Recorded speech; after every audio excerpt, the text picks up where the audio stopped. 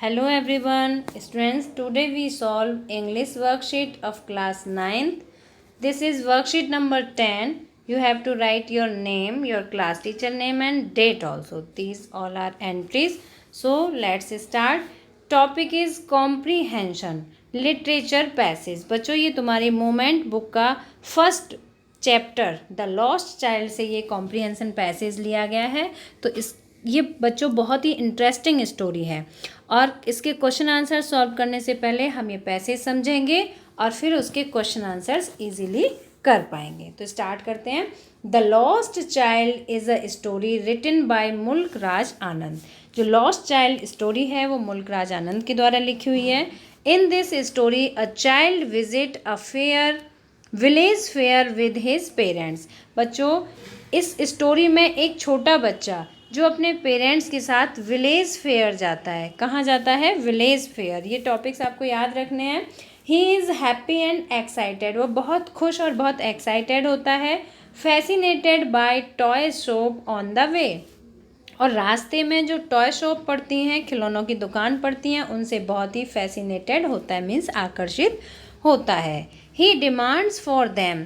वह टॉयज़ की डिमांड करता है but receives a cold stare of refusal by his father. But उसके जो फादर हैं वो रिफ्यूज़ल देते हैं, मीन्स मना कर देते हैं किसी भी टॉय को दिलाने से।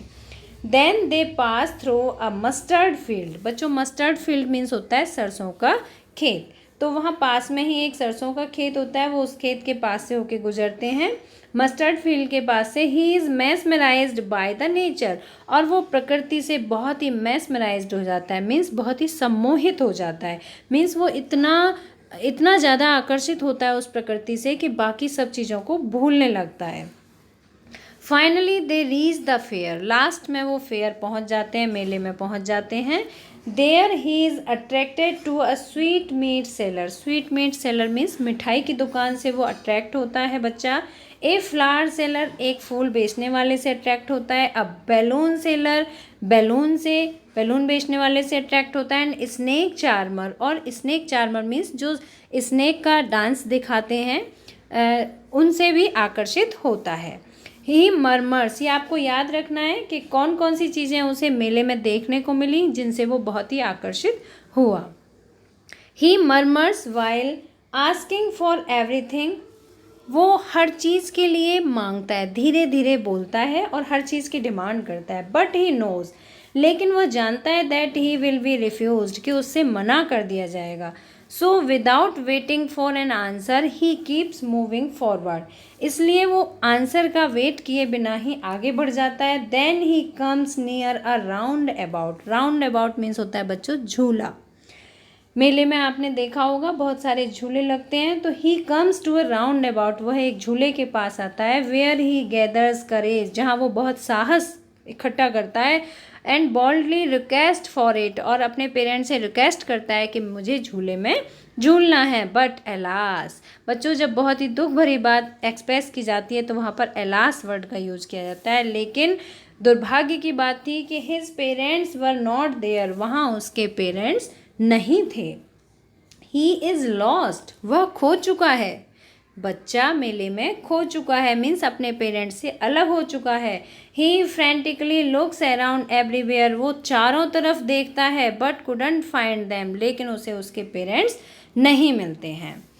ही approaches near a cowarded shrine. Shrine means होता है बच्चों पूजा स्थल, जहाँ मंदिर वगैरह होते हैं, पूजा की जगह, वो वहाँ पहुँच जाता है। About to get trampled he shrieks a loud voice, वह बहुत तेज़ आवाज़ में चिल्लाता है। And a man comes to help him, और फिर एक आदमी आता है उसकी हेल्प करने। The child is crying inconsolably asking for his parents. Inconsolable means होता है बच्चों अशांत मन से, वो बहुत ही उसका मन अशांत हो जाता है और वो अपने पेरेंट्स के लिए चिल्लाने लगता है। The man tries to soothe him, और जो व्यक्ति है वो उसे सूथ मीन्स शांत करने की कोशिश करता है। By offering a ride in the round about, वो उसे ऑफ़र करता है बहुत तरह तरह की चीज़ें, जैसे कि झूले में झूलने के लिए ऑफ़र करता है। To listen the music of snake charmer. बच्चों यहाँ पे देखो ये वही चीज़ें हैं जिन्हें वो पहले डिमांड कर रहा था, और अब जो उसे पहले मिल नहीं रही थी, लेकिन अब पेरेंट्स से अलग होने के बाद जो व्यक्ति उसकी हेल्प कर रहा है वो उसे खुद से ऑफ़र कर रहा है कि वो राइड द राउंड अबाउट, वो झूला में झूले, listen to music the snake charmer के म्यूजिक को सुने, offers a rainbow coloured balloon, सतरंगी बैलून्स को भी ऑफर करता है, उसे देने के लिए कहता है, a garland to put around his neck, और उसकी गर्दन के चारों ओर एक गार्लैंड मीन्स फूलों की माला पहना देता है, and a gift of sweets to, वो उसे मिठाइयाँ भी ऑफर करता है, बट लेकिन बच्चों यहाँ पे छोटे बच्चे की साइकोलॉजी बताई गई है, द चाइल्ड रिफ्यूजेज एवरीथिंग, कि बच्चा हर चीज़ के लिए मना कर देता है, all that he wants his mother and father, और अब वो क्या चाहता है, सिर्फ अपने मम्मी और पापा को, मीन्स अपने पेरेंट्स को वो बच्चा चाहता है। आई होप कि पैसेज आपको बहुत अच्छी तरह से समझ में आ गया होगा। तो अब इसके क्वेश्चन आंसर सॉल्व करते हैं। इसके क्वेश्चंस बच्चों बहुत ही इंटरेस्टिंग हैं। फर्स्ट क्वेश्चन पढ़ते हैं। The child visits a with his parents, अपने पेरेंट्स के साथ बच्चा कहाँ गया था, तो अपने पेरेंट्स के साथ बच्चा विलेज फेयर गया था। The father of the child dash his demand of toys, तो इसका आंसर आएगा रिफ्यूजेज, उसका फादर हर डिमांड के लिए टॉयज़ की डिमांड को रिफ्यूज़ कर देता था, मीन्स मना कर देता था। The child gets attracted to, बच्चा किन चीज़ों से अट्रैक्ट हो रहा था इन द विलेज फेयर, गाँव के मेले में, a sweet meat seller, a balloon man, a flower seller, all of them, तो हमने पैसेज में पढ़ा था सभी चीज़ों से बच्चा अट्रैक्ट हो रहा था। Fourth question, finally he gather courage and boldly request for, last में बच्चों जब वो अपने पेरेंट्स से अलग हुआ था तो उसने किस चीज़ के लिए डिमांड की थी, जब उसने देखा कि उसके पेरेंट्स नहीं हैं साथ में, वो डिमांड थी उसकी ride in the round about, झूले में झूलने की रिक्वेस्ट थी। फिफ्थ क्वेश्चन, ही फील्स, उसने महसूस किया, क्या महसूस किया, आफ्टर गेटिंग लॉस्ट, खो जाने के बाद कैसा महसूस किया, बहुत ही मिजरेबल महसूस हुआ उसे, तो इसका आंसर है C. Question number 6, the man offers the child, उस व्यक्ति ने बच्चे को ऑफर किया, क्या क्या ऑफर किया, ride in the round about, a rainbow colours balloon, sweets, all of them. अभी हमने पैसेज में पढ़ा था कि उस व्यक्ति ने उस बच्चे को सभी चीज़ें ऑफर की थी।